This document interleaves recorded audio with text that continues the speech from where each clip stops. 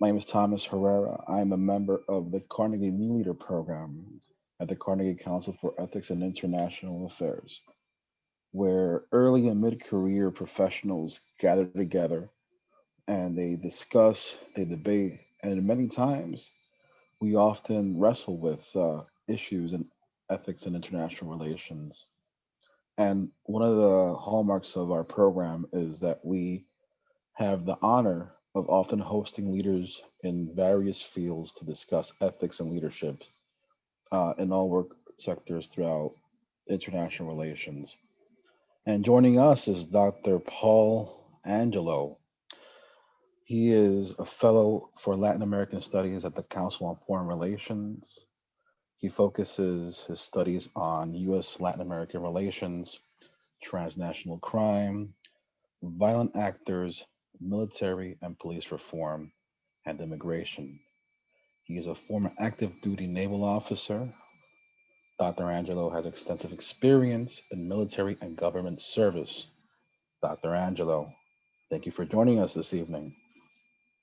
Thank you, Thomas, and I'd like to thank the Carnegie Council for the invitation, and to the organizers, Brett and Sam, and of course to you, Thomas, for your engagement over the past couple of weeks on any number of issues that we've discussed and that I look forward to discussing with you again today. Thank you, Dr. Angelo. I want you to kind of walk me through what happened in Latin America. We're not going to go too far back, but what happened in Latin America once Trump took power here in the United States? What was the sentiment? Right. I mean, I think it goes without saying that President Trump got off to a rocky start with Latin America and Latin Americans.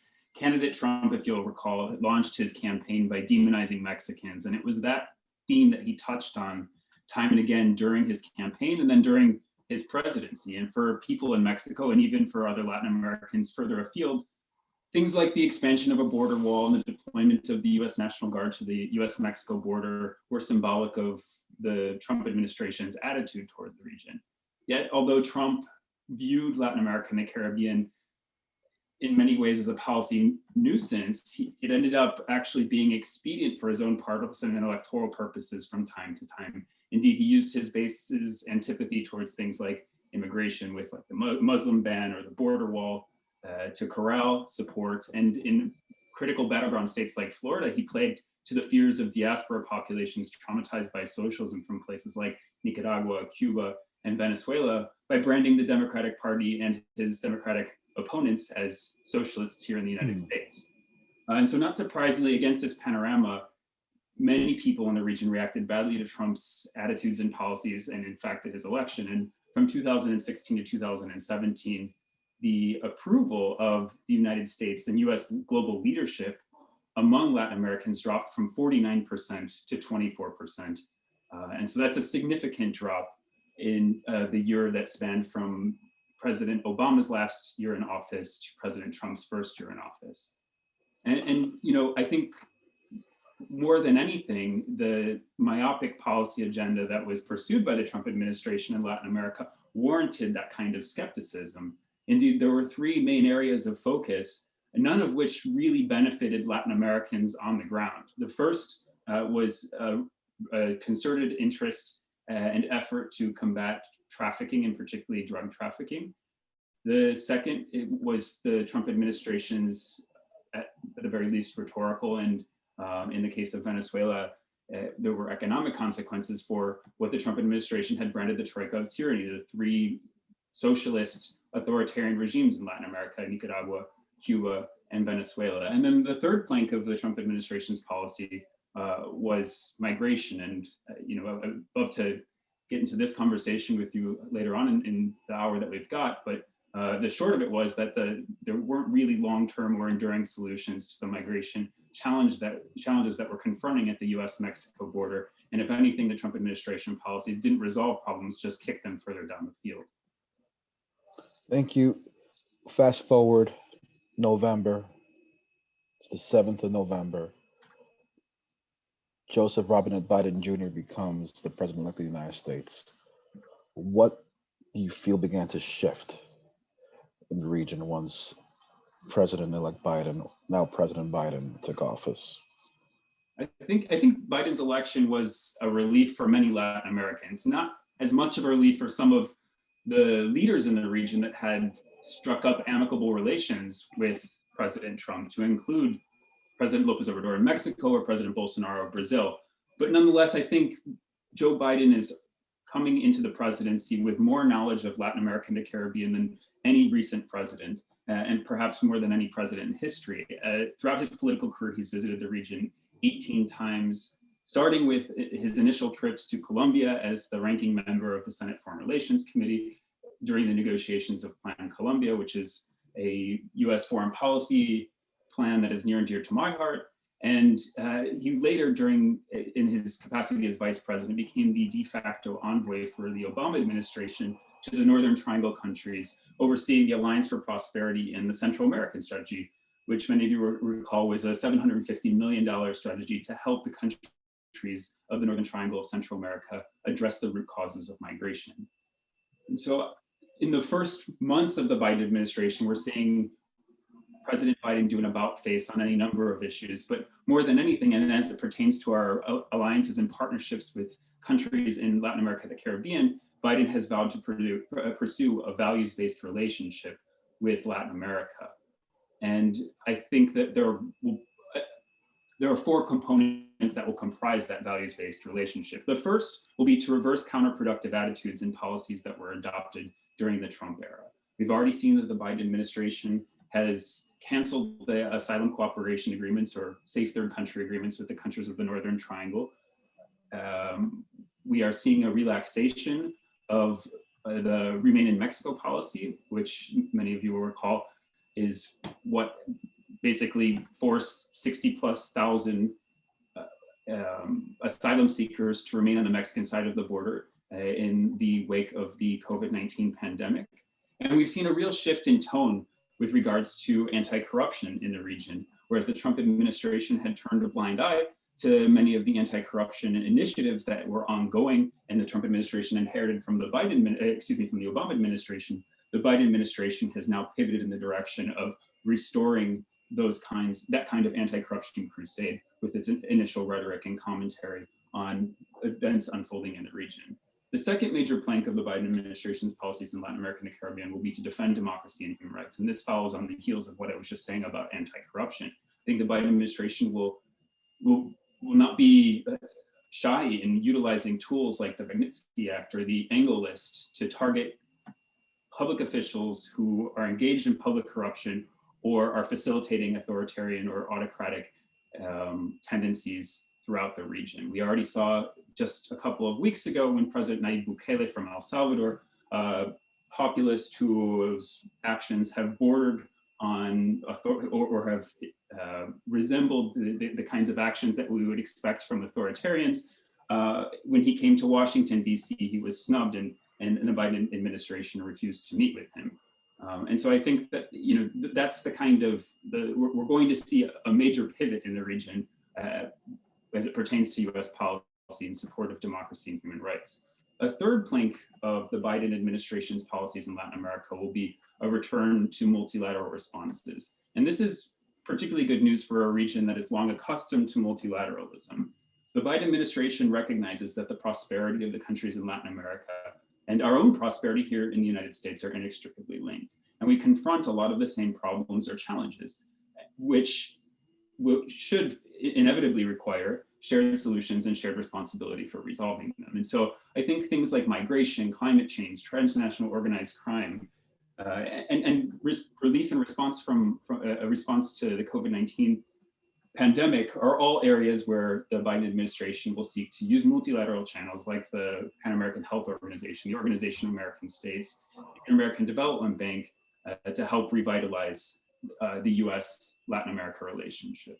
And then the fourth plank of the Biden administration's policies towards the region will revolve around humane migration policies.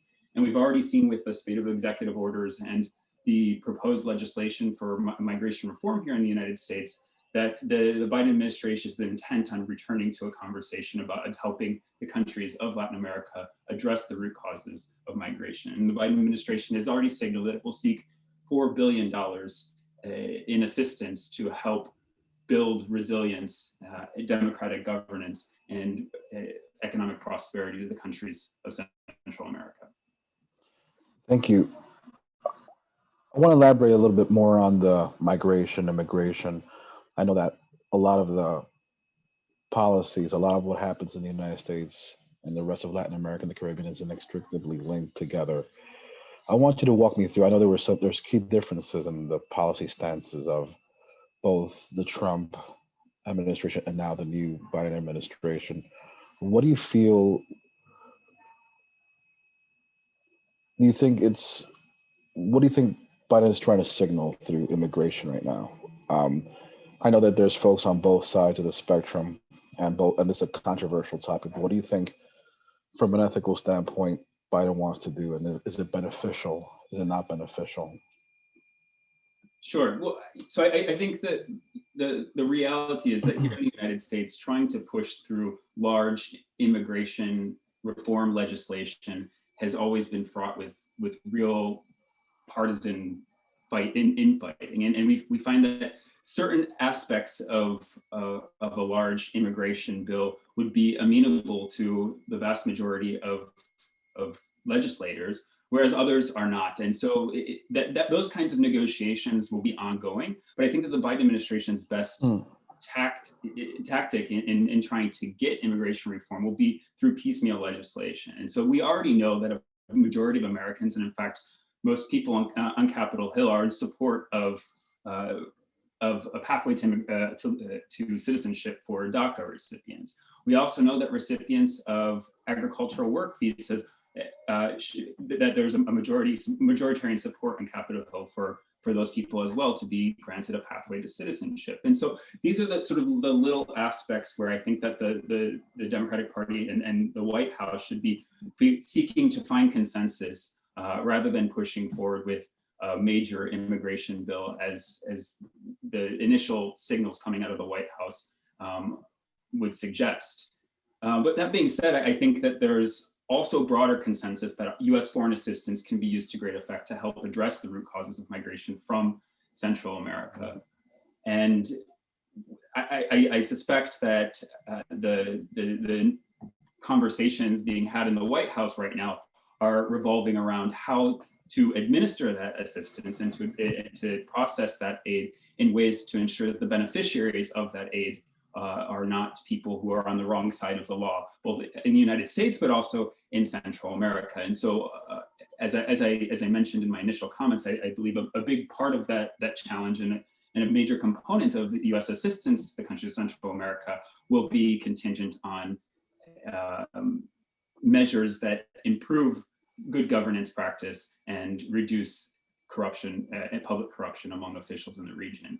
But more broadly, as we look at the migration scenario, and particularly what we're confronting on the border today, we just saw an announcement today that the Biden administration will restore something known as the Central American Minors Program, which allows for in-country refugee processing. So for minors under the age of 18 who are in Central America, who have a family member already in the United States and who would qualify for asylum at the US border, instead of having to take a very dangerous, perilous journey from Honduras, let's say, to the US-Mexico border, at which point you would be paying into human trafficking networks, those individuals will now be able to request asylum in the countries of origin, and will be able to, and if granted asylum, will then be provided the opportunity to fly to the United States instead of having to make such a dangerous journey. And so it's those kind of, when I refer to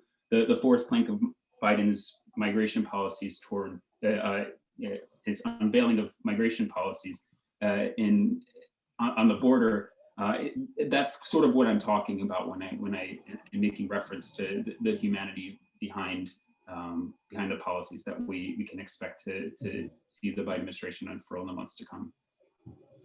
Thank you for that elaborate, helping us understand more. I want to jump into, oftentimes, or most of the time, a problem is not a respecter of persons. And in this part of the hemisphere, sometimes problems are not a respecter of precedents, right? in the White House. What do you think are some of the most pressing geopolitical issues in Latin America and the Caribbean? And just give us an outlook.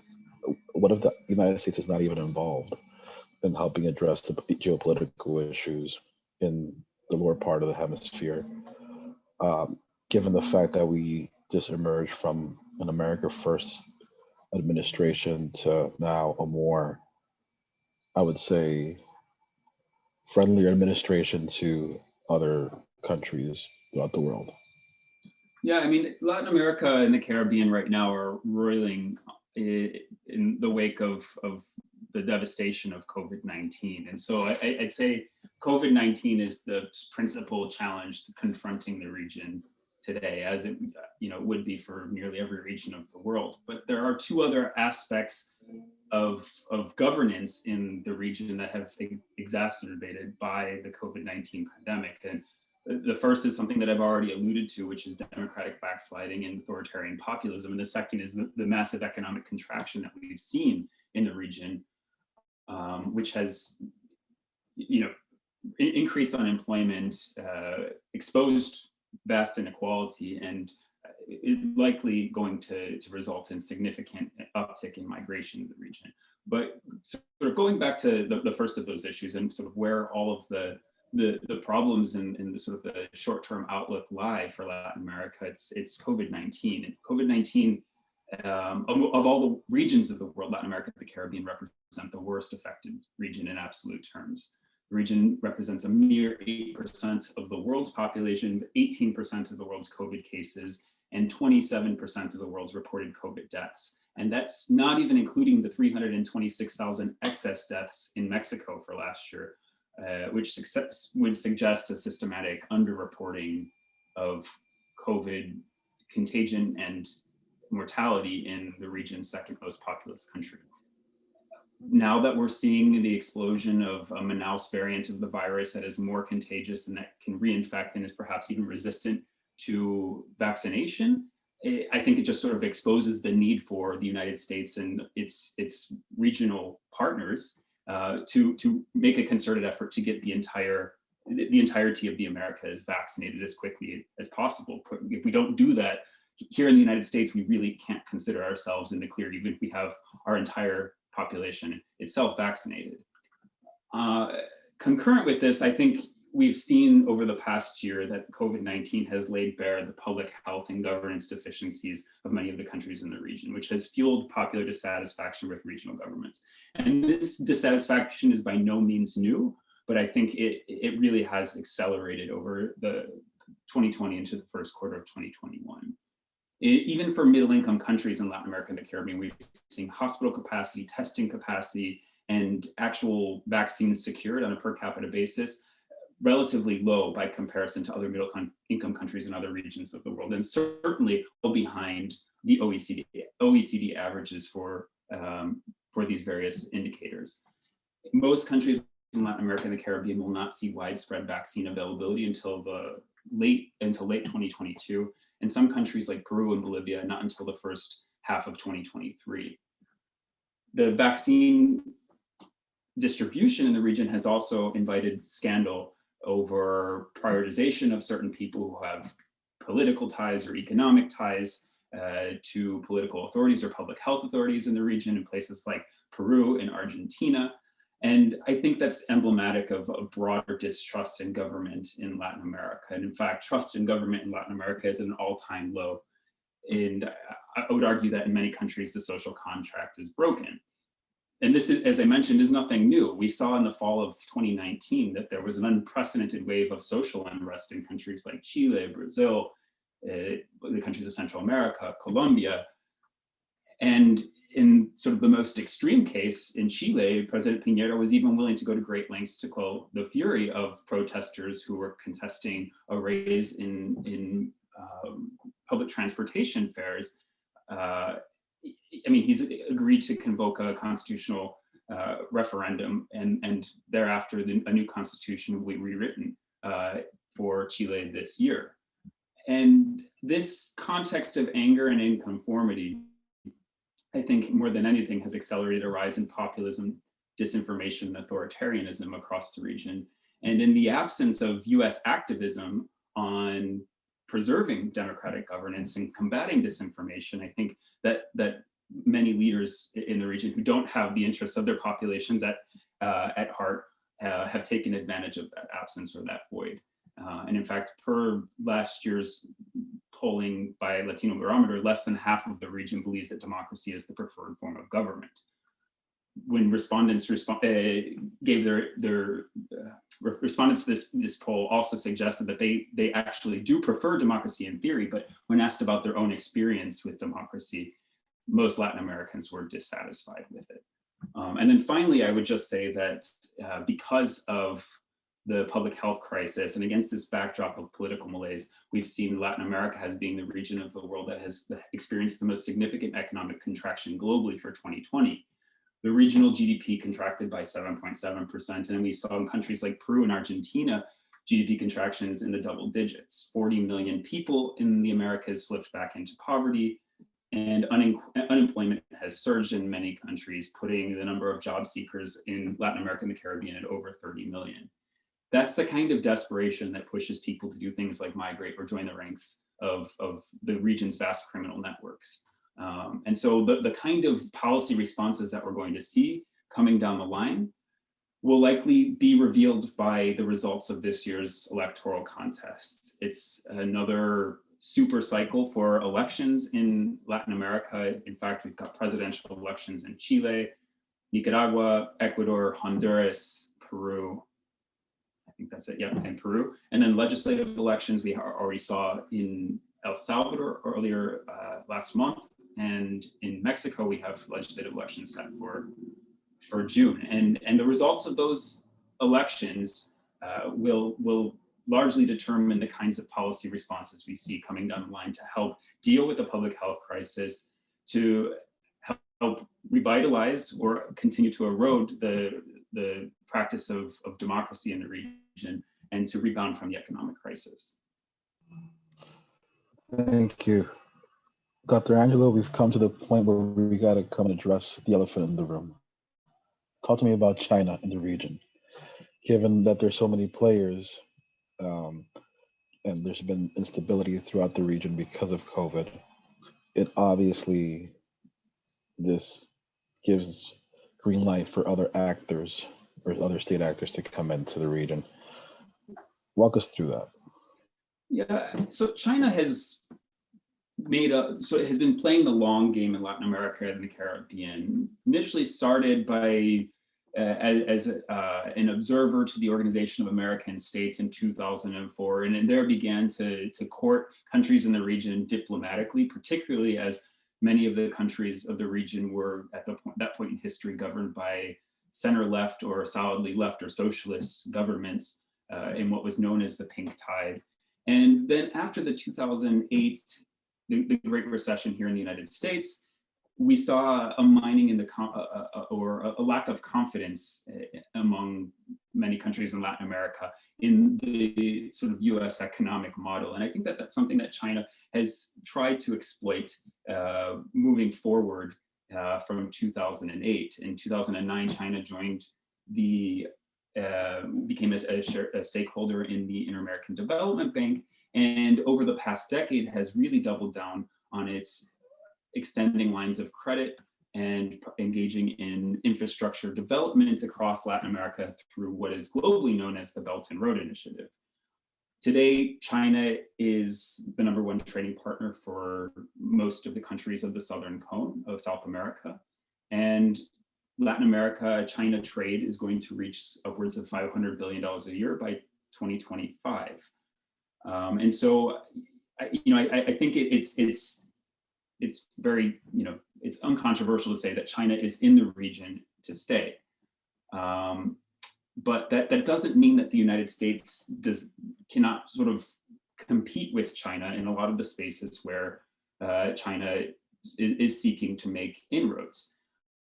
And I would give the most sort of salient example actually has to do with the region's response to COVID and the ability of China to extend a helping hand to many of the countries in the region, particularly in the early 8 stages of the COVID-19 crisis, when the United States was restricting the exports of critical medical equipment and PPE to countries, to other countries, and even to countries with which we have positive economic diplomatic relations.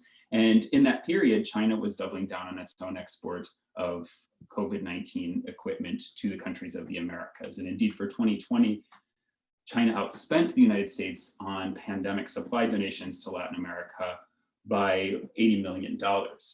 And so, I think that a way that the United States can perhaps rebound or recover in terms of its soft power influence through the use of medical diplomacy is by really helping with the vaccine distribution throughout the region and supporting multilateral mechanisms to ensure that distribution is protected from fraud and to ensure the integrity of the product and moreover to make of our own vaccine supply available to our partners in the region. But beyond COVID-19 and building resilience for other public health issues or disaster relief, the United States, I think, really needs to work on countering alternative narratives, including disinformation, through robust public diplomacy and social media presence in the region. And this is something that it doesn't just specifically apply to China, but we're also seeing other maligned actors like Russia, Iran, and Cuba doubling down on their own disinformation presence in Latin America. In fact, in elections in 2018 in Colombia and Mexico, which are arguably the two strategically most significant or most important countries for the United States in the hemisphere, we saw a major surge in disinformation from servers based in Eastern Europe and Russia that sought to polarize the public in elections that would be highly consequential for the United States. And so I think that this is in terms of the great power narrative, I think the United States government has a role to play in working with partners across the region to combat disinformation. And then finally, I would say that the US government and the United States as a country, we are, for most countries in the region, the preferred partner because of our longstanding historical, cultural, demographic, and democratic ties. But the United States government right now isn't offering the same terms of engagement that the Chinese are. We do have the tools, or tools are increasingly coming online, and I would point to the U.S. Development Finance Corporation as one way that we can compete with China on extending lines of credit to countries in the region that at this stage in history, given the economic contraction, are going to be looking to borrow money for infrastructural projects that their populations desperately need. And so I think that that's a space where the United States can increasingly be active. But to date, the DFC doesn't really have any major successes, and really is at this stage only in the business of making commitments, but actually hasn't put any of its projects into practice in Latin America and the Caribbean. And that's something that I suspect that the Biden administration will be looking to do, and particularly will be looking for opportunities to do so as the Biden administration doubles down on its partnership with countries in the region to finance renewable energy projects. Do you think that's plausible for the United States to once again become the leader in the region? And you said we're still the preferred partner in parts of Latin in the region, right? In this part of the hemisphere. But realistically, do you think it's possible? Do you think the outlook is bright or grim? I just think we've been so used to seeing the United States be the unilateral force in the world for so many years. Well, yeah, most of my life, right? I mean, post the fall of the Berlin Wall, right? So, just wanted to get your perspective on that. I think a lot will depend on how successful the United States is at bringing corrupt actors within the region to justice, or how successful it is at accompanying domestic institutions in partner nations to bring justice for corruption. I mean, across the region, when you ask people what their number one concern is, despite the fact that it's a very insecure region of the world, corruption more often than not is a more salient concern for voters than insecurity, personal insecurity. And so I think that if we want to continue to curry favor with the Latin American populations and with reform-minded public officials, the best way to do so is to embolden civil society and to embolden institutions, partner institutions, be they police forces or investigative services and judicial sectors, to take on corruption. And I think that that's something or a space in which the Chinese have zero interest in being engaged. And it's a place where we have a long-standing tradition of helping partner nations and partner institutions in the region. You're a part of the leading institution for helping create and establish foreign policy, which is the Council on Foreign Relations. Amongst your peers, amongst leaders, what's the sentiment behind closed doors, given the fact that they've been the ones putting forth policy for years, working on all levels, business, policy, culture, arts? What really do you feel is going on? What are some of the sentiments? Yeah, well, I mean, I would just say that in this vein, there are some, I would just break it out into sort of three main categories that are principal concerns for the United States and US foreign policy going forward. The first would be, how do we compete and cooperate with China? Our relationship with China doesn't always have to be a relationship of competition. We should look for opportunities to cooperate. And there are regions of the world where we have cooperated. I can comment from my own experience in the US Navy that we have cooperated with the China on anti-piracy, for instance, off the Horn of Africa. And so where we can cooperate with China, we should, and where we must compete, we will. And that, I think, is probably one of the initial, the major foreign policy challenges that will define US foreign policy for the 21st century. The second will inevitably be climate change. And this is something that I know intimately from my own experience in Latin America, and particularly in Central America. And I think the United States needs to be fully engaged in helping the countries of this region in particular build climate resilience. Even during the best years of assistance to the Northern Triangle countries of Central America, very little of that assistance went to the agricultural space. In fact, during 2015, 2016, a mere 1% of US assistance to El Salvador went to rural or agricultural projects. And in Guatemala and Honduras is around 15% in each country. At the time, the narrative that had taken hold here in Washington was that people were fleeing urban violence. And so a lot of the US programming targeted urban violence. But when you actually spoke to people who were emigrating from Central America to the United States, most of them, for many of them, their migration journey did not start in cities. It started in the countryside. And many of them were displaced from tracts of territory that are part of what is known as the Dry Corridor, which runs basically from Costa Rica up through southern Mexico. This is very unproductive land that has been subjected to very uncommon and unusual weather patterns over the past decade that have ravaged crops and have displaced people due to the displacement of their livelihoods. And so I think that building resilience to climate change is going to be an important lever in the US foreign policy toolbox for the 21st century. And then lastly, I would just reiterate the importance of combating disinformation.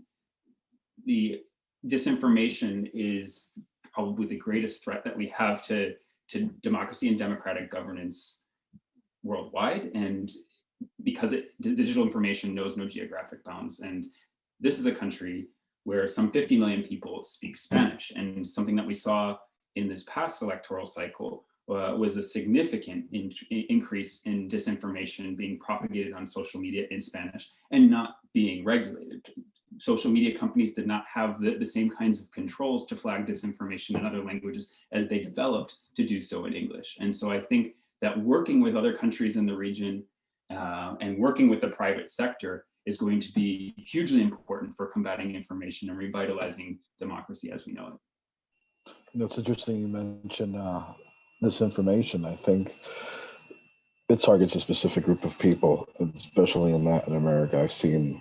I saw a meme that said, some of my family members have a PhD in coronavirus from WhatsApp University. And these are some of the things that there's this information coming along. And I think that's definitely in terms of creating a culture of integrity and ethical and promoting ethical leadership. I share your sentiment, Dr. Angelo, that should be something that we should continue to pursue and that leaders should definitely focus on in the future. And definitely want to thank you just for taking the time to talk with us about my favorite part of the world is Latin America. And it's very dear to me and also dear to me. And I share with folks here on the call, dear to me because I have seen the promise of America in my own family from Latin America. And many folks are scared out here what's going to happen now, given the two sets of policies from these two past administrations. There's not a firm ground to stand on, they feel, because there's always this back and forth with policies. And I just really hope that the region will be able to recuperate and that the United States could lead, because we see the United States at its best and we see it at its worst, and at its best it changes and empowers everyone. I'm hoping for that. So again, thank you for taking the time out to talk with us today. I'm handing it over to Sam. Great. Thanks, Thomas. And I completely agree with your sentiment. So it looks like we do have a couple questions already in the chat. Just an invite to anyone if they'd like to post their question. It's okay if you have more than one. We have about 20 minutes left, so we should be able to get through at least 3 or 4 pending Dr. Angelo's answers. But it looks like this first one comes from Clara, and she has a question on sanctions. So, Dr. Angelo, could you maybe speak to the sanctions on Venezuela, perhaps talk about their effectiveness, but also their implications? Sure. So the initial sanctions that were rolled out against the Maduro regime in Venezuela came in 2015 from the Obama administration. And they were sanctions that were targeted against regime actors who were implicated in corruption, drug trafficking, and human rights abuses. During the Trump administration, we saw an expansion of that sanctions regime to include dozens of other actors that are close affiliates of Maduro and individuals who are moving money for the Maduro regime. But it expanded as well to include sectoral sanctions against Venezuela's defense sector and most acutely against the energy sector. And so PDVSA, the Venezuelan oil conglomerate, was one of the major targets of those sanctions, which were rolled out in 2019. And the sanctions were applied by the Trump administration in response to the criminality and the human rights abuses of the Maduro regime. In the aftermath, we've seen the oil production in Venezuela plummet, although it has recovered now that other actors have found workarounds for US sanctions, and countries like China and Cuba and Iran are actively importing Venezuelan oil in violation of US sanctions. But really, when it comes down to what the humanitarian impact of those sanctions have been on Venezuela, that picture is a bit murkier. We already know that Venezuela, before those sanctions were applied, was experiencing the second largest humanitarian crisis in the world on the heels of the Syrian humanitarian crisis. And it's projected that for 2021, another 3 million Venezuelans are expected to pick up and leave Venezuela, which would put the total of Venezuelans displaced over the past 5 or 6 years at upwards of 7 million, which would make the Venezuelan humanitarian crisis in absolute terms the largest in the world. And really what it comes down to is that US sanctions, as they may have exacerbated, they certainly have exacerbated the economic situation of the country. They aren't squarely to blame for the humanitarian crisis that the country is confronting. And Venezuela was a country that was already, prior to sanctions, presenting one of the most vulnerable public health panoramas in the world, and certainly in Latin America. And then now with the COVID-19 crisis and the absolute devastation of the public health infrastructure in that country, that is something that is a reality that is divorced from the issue of U.S. sanctions. And so, looking forward at the application of sanctions, I think that the Biden administration has argued for and sought to corral international consensus on the application of targeted sanctions that go after freezing the assets of and restricting the movement of individuals who are responsible or suspected of being responsible for corruption, drug trafficking, and human rights abuses, and doing so in concert with partners in Europe. And we actually saw in the first weeks of the Biden administration a significant expansion of targeted sanctions being applied by the European Union. And the Biden administration right now is also reviewing the sectoral sanctions to see whether or not they can apply additional humanitarian exceptions to those sanctions in order to ensure that they are not inadvertently or adversely affecting the innocent Venezuelan population. Thank you.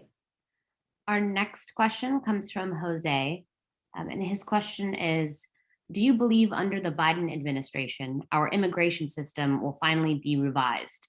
Do you see bipartisanship as an essential part of this to create more responsive and effective immigration systems? Bipartisanship is absolutely essential in creating more effective and responsive immigration systems here in the United States. The Biden administration cannot go at this alone. Firstly, and Democrats can't go at this alone. Democrats right now have a very slim margin of error in both chambers of the US Congress, and they're going to need to bring Republicans to their side on any number of debates, including immigration. And so, as I mentioned in my initial comments, I think the major solution to immigration is not a comprehensive reform. We've seen that comprehensive immigration reform has failed time and again because the coalition that it sort of a major immigration reform bill brings together is fragile. And if one piece falls out, then the whole deal doesn't really look as good to all the shareholders.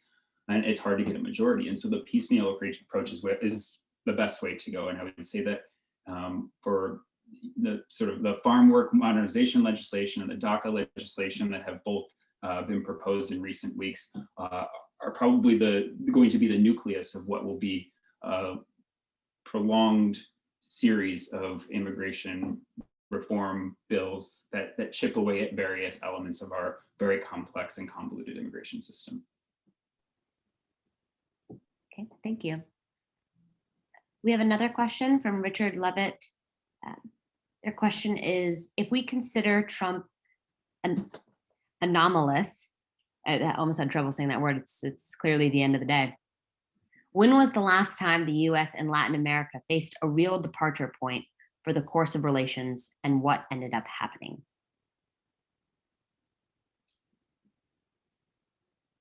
That's I mean, I don't want to go too far back in history, but I think it's relevant to talk about this in terms of the Cuban Revolution, in which we saw the rapid transition of what was a right-wing authoritarian pro-capitalist system evolved to a solidly communist authoritarian state. In what it was just a matter of years, and how that the instance of Cuba as a successful socialist-inspired or communist revolution, how that really divided Latin America and fomented significant unrest, and how the United States foreign policy for what was much of the Cold War was obsessed with the notion of preventing another Cuba. And so whereas we had reformist democratic movements that branded themselves as socialist movements like Salvador Allende in Chile, who was democratically elected, came to power, the United States against the backdrop of the Cold War, was a maligned actor in that regard in undermining and subverting democratic governance in a country like Chile. And the Chilean experience thereafter informed the experience that other countries across the Southern Cone and elsewhere in Latin America were having with the emergence of anti-communist military dictatorships and the bureaucratic authoritarian model.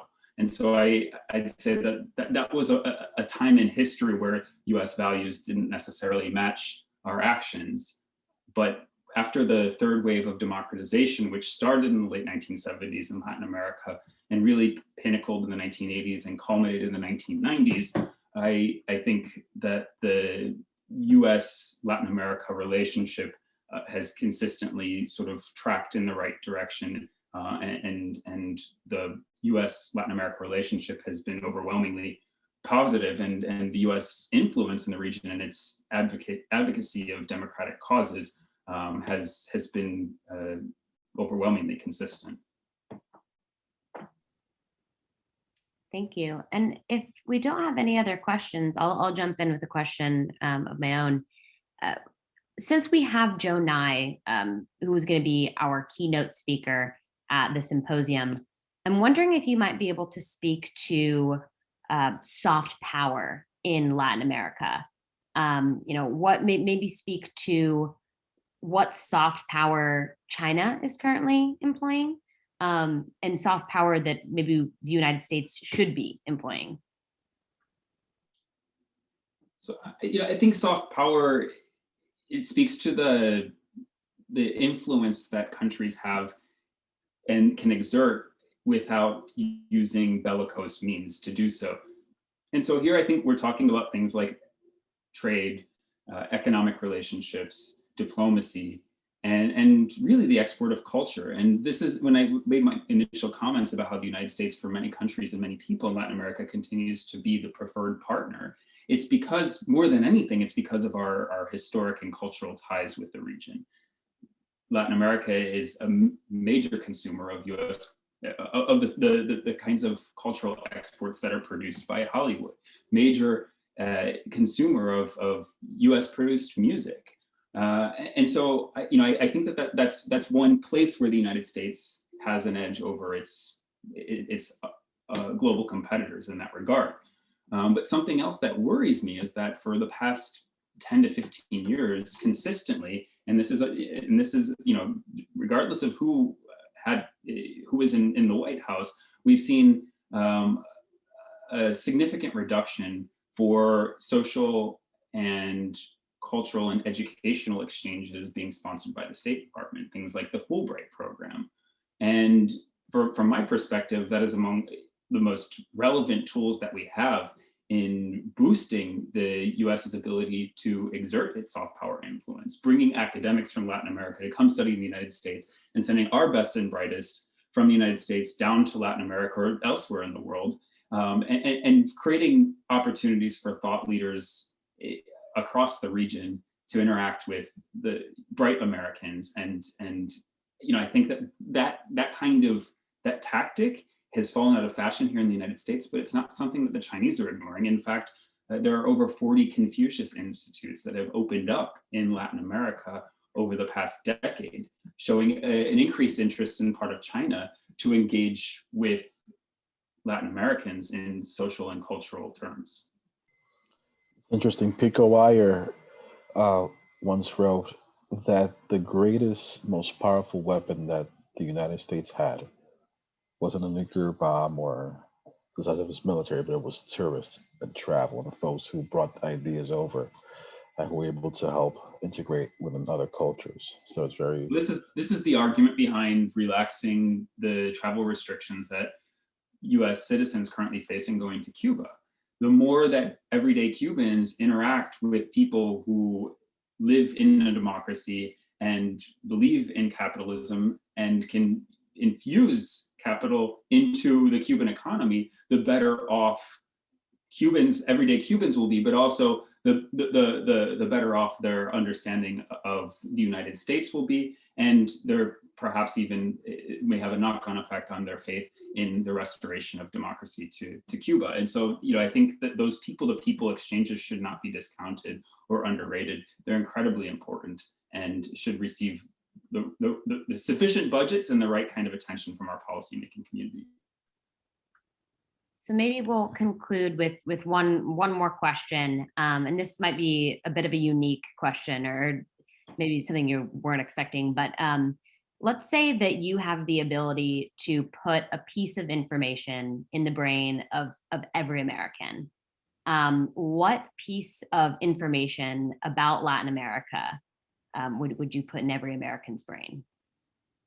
And perhaps you've already commented this. Hmm.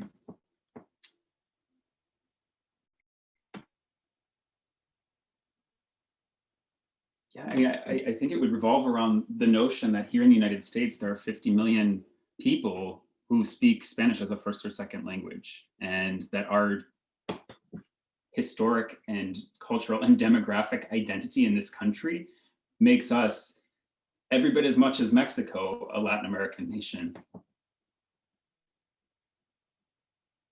Thank you. Sorry, that one might have been a curveball at It you, was, yeah. but that's It's one of my clever. favorite dinner questions, is if you could put information in everyone's brain, what would you do? So thank you for indulging me. And we're approaching end of time. Do you have any other comments that you'd like to make before we conclude? No, I'm just really grateful for the opportunity and for the questions that everyone's posed, and I look forward to the next chance that I have to engage with this group. So thank you again. Great. Well, thank you. And thank you to everyone who joined. Thank you, Thomas, for setting this up and all of your questions. And then last, thanks to everyone who put a question in the chat. We at Carnegie love to do these kinds of things. We wish that we could do more of it in person. Hopefully we'll be doing that in New York sometime in the near future, meaning within the year, maybe, hopefully. Would love to see you all in person. But thank you again and have a great evening. Thank you. Take care.